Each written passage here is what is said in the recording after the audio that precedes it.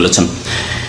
জাবের বিন আব্দুল্লাহ রাদিয়াল্লাহু তাআলা আনহু বলছেন যে রাসূলুল্লাহ সাল্লাল্লাহু আলাইহি ওয়াসাল্লাম একবার বললেন, আল গিনাউ ইউমবিতুন নিফাক ফিল কলব, মানুষ যখন গান শোনে তখন অন্তরে মুনাফিকি কপটতা সৃষ্টি হয়, অর্থাৎ ইসলামের উপর ভক্তি কমে যায়, কোরআন তেলাওয়াত শোনার উপর ভক্তি কমে যায়, ইসলামিক ওয়াজ বক্তব্য শোনার ভক্তি কমে যাবে। কারণ ওইদিকে একটা স্বাদ লেগেছে, শয়তানি স্বাদ, তখন ওইদিকেও তো কিছু সময় দিতে হচ্ছে, গান বাজনা শোনায় সময় দিতে হচ্ছে।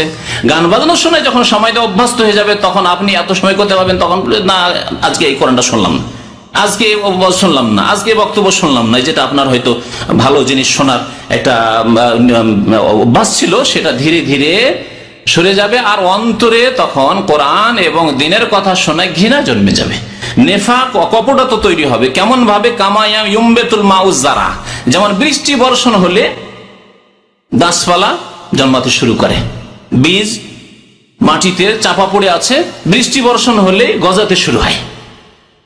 ঠিক তেমনি মানুষের অন্তরে মুনাফিকি জন্মাতে শুরু করবে, গজাতে শুরু করবে যখন গান শোনা শুরু করে। উমাইয়া বংশের এক রাজা